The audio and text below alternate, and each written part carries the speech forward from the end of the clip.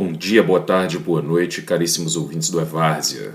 Na coluna dessa semana nós vamos discutir lobos. Se você está vivo nesse momento, você tem pelo menos 4 lobos dentro de você. Mas falando sério, eu vou partir do lobo, esse animal bastante usado na filosofia política, na religião, tudo, cara, no senso comum, no conto de fadas, para falar sobre alguns assuntos essa semana. A primeira coisa que eu queria dizer é que eu tenho passado bastante tempo lendo sobre extremismo de direita, mais especialmente sobre terroristas, assassinos, pessoas que cometem massacres, e eu me deparei com um artigo, vou linkar ele ali na descrição, chamado Não Existem Lobos Solitários. E esse artigo era bem interessante porque ele fala sobre como o terrorismo de direita ele é todo articulado em torno de certos ideais e ele é todo parte de um sistema e que a gente deveria abandonar a ideia de que esses eventos são isolados uns dos outros. Eu acho que o primeiro motivo, a gente tem que pensar em como esses caras agem em rede, né? E eu vou pegar os casos brasileiros, por exemplo. Durante as eleições de 2018 e mesmo antes, né, Jair Bolsonaro começa a instigar uma retórica de violência armada contra as esquerdas, né? E essa retórica de violência armada contra as esquerdas, ela vai aumentando, né? Ela vai passando primeiro você vai pegar fuzil para dar tiro no MST, eu vou legalizar o fuzil e você vai dar tiro no MST, e depois era essa coisa de que você tem que matar os corruptos, sei lá, você tem que exilar ou assassinar a oposição política. Ele fez isso no discurso de posse dele, né? O discurso de posse do Bolsonaro é uma convocação à expulsão ou morte, né, das pessoas de esquerda no Brasil. Não tem muito como interpretar isso de outra maneira. E ele vai fazendo isso, ele vai criando todo um aparato, né, os CACs, essas coisas, ele vai promovendo a expansão das milícias, ele vai fazendo isso, então ele vai criando todo um aparato para que você tenha uma rede, né, ou uma gama, uma diversidade de pessoas que vão fazer a mesma coisa, né, que vão matar indiscriminadamente, que vão atacar opositores políticos. E você começa a ter surtos de violência política no Brasil que vão culminar no 8 de janeiro. E isso é uma coisa que é bem interessante. Assim, se você mapear a quantidade de vezes em que você teve tentativa de assassinato, pessoas de direita apontando armas para os outros, especialmente pessoas que são policiais, você vai ter um crescimento dessa violência política, né? Uma expansão disso. E quando chega no 8 de janeiro, isso é claro, né? Os caras estão prontos para atacar a sede da Polícia Federal, para tentar botar bomba em aeroporto, e isso é tratado como se fossem, não, essas pessoas estão isoladas, elas estão, não sei o que, elas foram radicalizadas por causa dos cursos online. Não, cara, isso é tudo parte do mesmo plano. Essas coisas elas não operam em planos diferentes. E eu acho que hoje, no Brasil isso começou relativamente mais recentemente, mas nos Estados Unidos está claramente instaurado como um projeto, né? Você tem hoje a violência política contra qualquer um que não seja da extrema-direita, né? Ela é clara. E às vezes até contra a própria pessoa da extrema-direita. Nos Estados Unidos, cara, existe uma literatura inteira sobre como deve haver violência política para que seja restaurada aquela ordem escravocrata pré-guerra civil. Eu não estou brincando. Por exemplo, vou pegar assim, você tem uma espécie de neonazismo que era relativamente difuso e foi meio que consolidado com o Donald Trump, e ele é todo baseado nessa ideia de causar o caos para que venha uma guerra racial no futuro. Então você tem uns livros muito famosos, né, que são os Turner Diaries, que é um negócio muito mal escrito, assim, mas é basicamente essa ideia de que uns redneck racistas conseguem depor o governo dos Estados Unidos e começar um estado supremacistas. E os Turner Diary, cara, eles são interessantes porque eles vão influenciar um tanto de coisa, eles vão influenciar inclusive essa tradição segregacionista aí do austro-libertarianismo, e eles são uma forma muito simples de fazer propaganda pró-violência política, pró-extremismo, pró-milícia, e tá aí, cara, tá lá desde quando o Tim McVeigh vai explodir a sede do prédio público do governo federal no estado de Oklahoma, até quando os caras vão dar tiro no Donald Trump, bicho. Aquele moleque que foi dar tiro no Donald Trump, que era de direita, ele não foi dar tiro porque ele tinha medo do Donald Trump, ele foi dar tiro porque eles querem causar esse conflito racial, e eles fazem isso de forma pode ser matando o Donald Trump, pode ser matando os democratas, pode ser matando gente negra, pode ser fazendo qualquer coisa. E não existe nenhuma política efetiva, né, especialmente agora, para deter esses caras. Você está sempre fazendo o quê? Por que eu vou falar que não... Cada vez que um terrorista de direita age, ele está agindo dentro do que a direita planeja? Porque o Trump perdoa os caras depois, né? O Trump perdoa a galera do 6 de janeiro. O Trump quer perdoar as pessoas que tentaram sequestrar a governadora de Michigan, se eu não me engano, durante a pandemia. Ou seja, você não tem não tem vergonha, né? Não existe uma vergonha, não existe uma tentativa. Por exemplo, o outro caso que é interessante, todos esses caras, eles fazem referência a, por exemplo, aquele atentado da Noruega, né? Onde um terrorista foi lá matar jovens e crianças da juventude do Partido Trabalhista e denunciar que a Europa está sendo tomada pela grande substituição. Esse cara, as coisas que ele escreveu estão aí, cara, no discurso mainstream, entendeu? Você não está lidando com coisas separadas. Então, assim, não existe lobo solitário quando se trata de atentado de direita. Existe uma rede inteira voltada para o mesmo objetivo. Né? O objetivo de segregação racial, o objetivo de destruição de políticas sociais, porque os caras acham que isso ajuda, sei lá, os não brancos, e isso está colocado. Como isso vai funcionar na América Latina, né, vai ter outras matizes, mas ela parte de um princípio similar, mas parte de um princípio de que você não pode ter democracia, você tem que ter ditadura militar, né, a ideia de um bom tempo, um tempo que era melhor, e que tem aí um componente racial, embora muitas pessoas de direita não entendam isso, ou não consigam dar conta de quem elas são e do lugar que elas ocupam. Né? Tá cheio de gente na direita que se entende como privilegiado, mesmo quando não é, né? Se entende, entra numa política de ressentimento, mesmo quando é alvo dela, que não é uma coisa só no Brasil.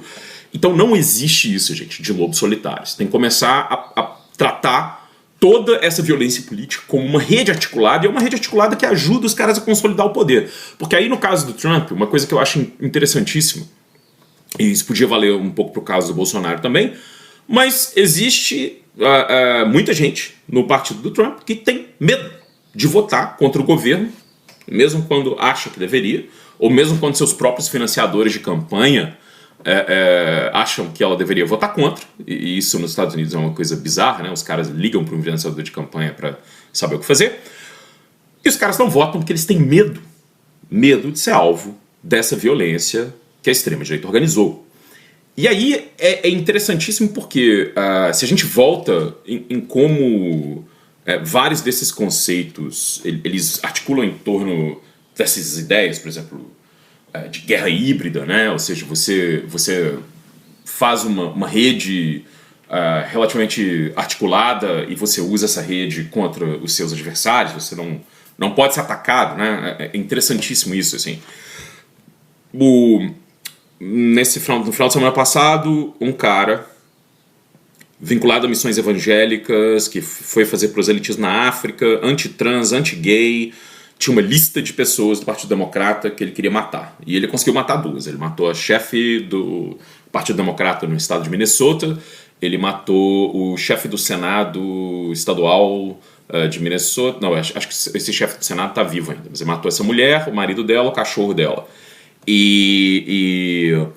A mídia de direita nos Estados Unidos passou o tempo inteiro dizendo que, como esse cara tinha sido, em algum momento, indicado para um comitê multipartidário e que tem 50 pessoas, né, de desenvolvimento do Estado, que ele é um empresário, e que ele era, sei lá, próximo ao governador democrata, enfim, os caras passaram o tempo inteiro mentindo. E o cara tinha panfleto do protesto contra o Trump, porque o cara queria ir no protesto contra o Trump matar a gente. E tinha uma lista de pessoas do Partido Democrata que ele queria matar.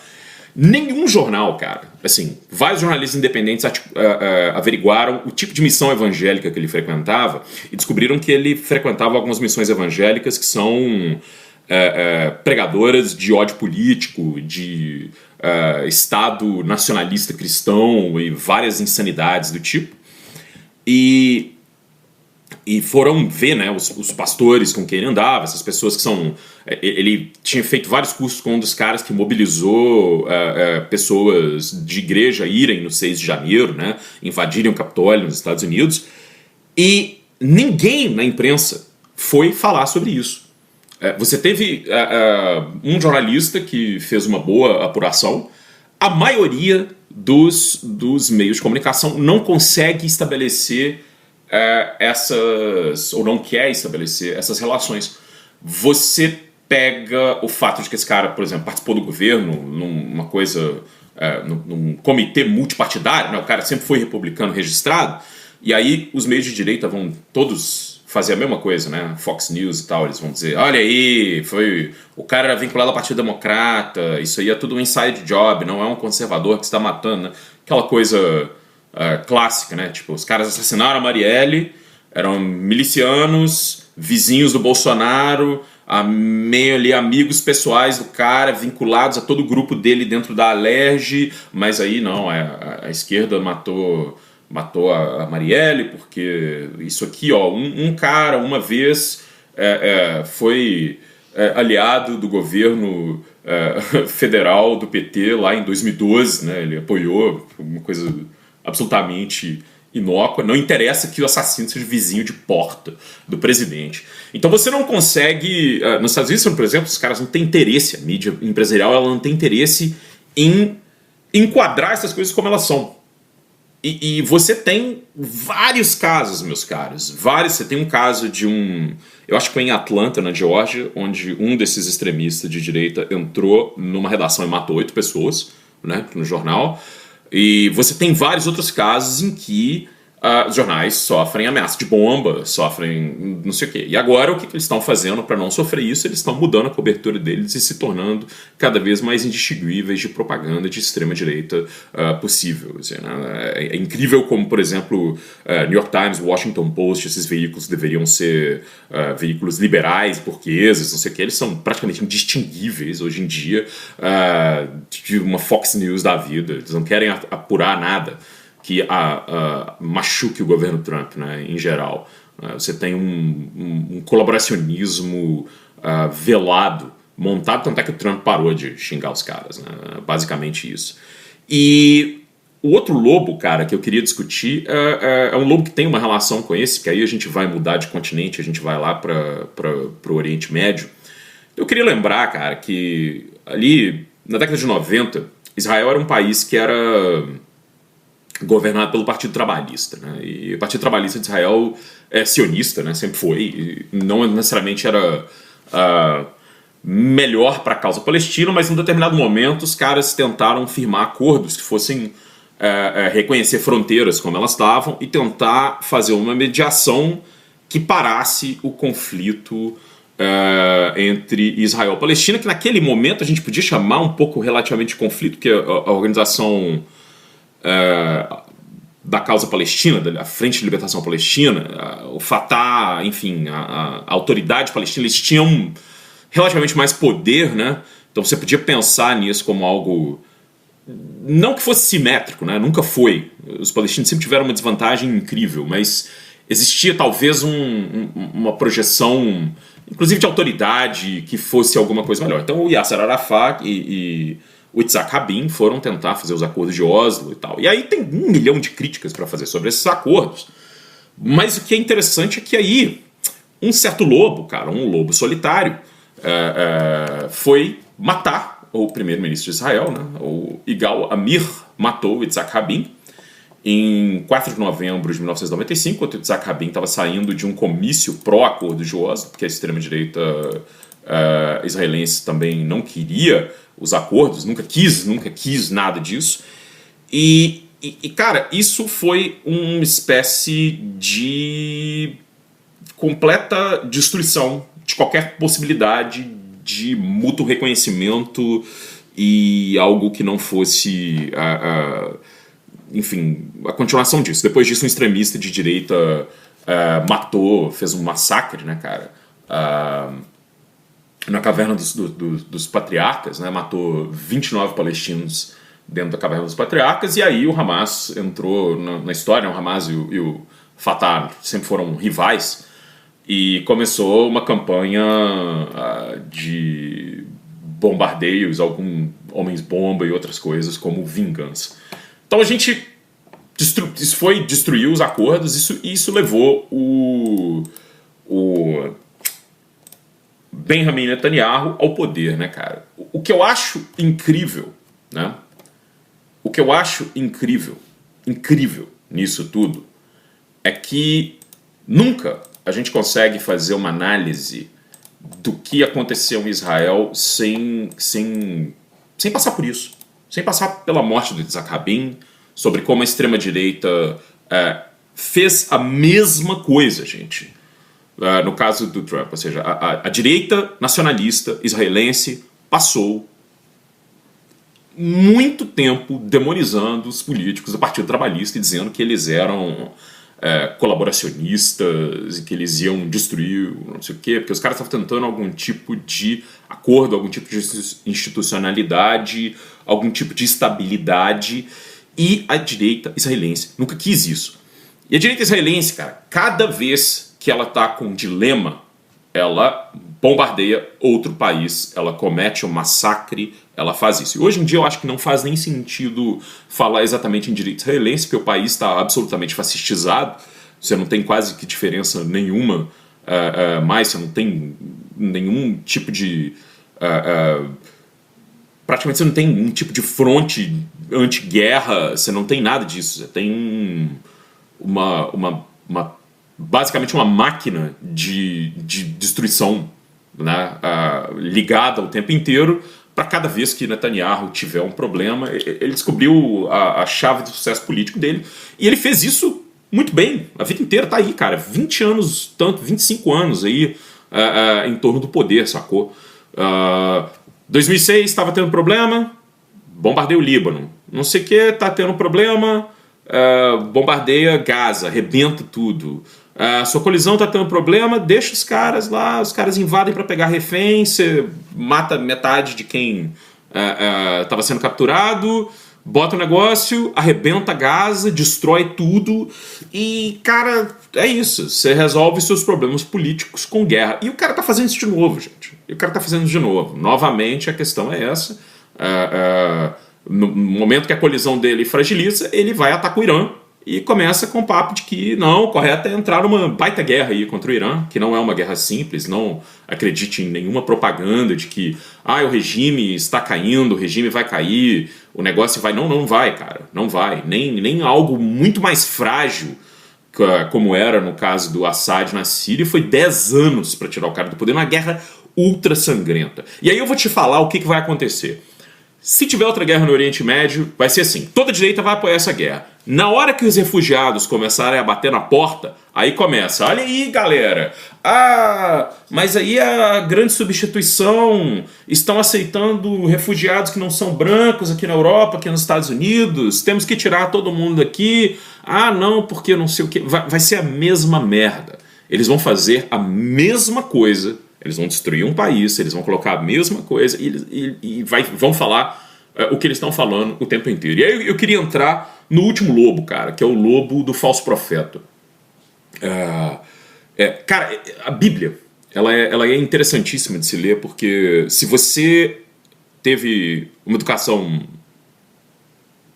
cristã, ou sei lá, religiosa de alguma forma, você aprende um tipo de leitura da Bíblia que é superficial, ruim, mal feito, né, em geral, mas você acaba lendo, e depois quando você vai estudar outras coisas, você vai perceber como certas partes da Bíblia foram escritas e para que elas foram escritas, né?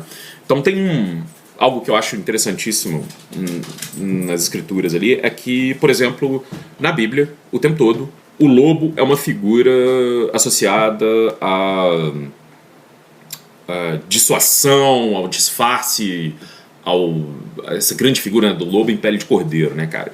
Você pensa assim, a galera que escreveu a Bíblia, né, essas sociedades que viviam ali na Palestina, na Judéia daquela época, né, no reino de Judá e no reino de Israel, os caras eram pastores, né, cara? Inclusive antes de tudo isso existir, né? Quando os caras viviam em Canaã, os caras a maioria deles eram pastores, e a ovelha é um símbolo importantíssimo da cristandade, e os líderes, né, sei lá, cara, dos hebreus eram pastores, né, cara? Você vai ver, Davi era um cara que sabia usar a funda, porque é o que ele usava para espantar os predadores que iam atacar as ovelhas que ele pastoreava.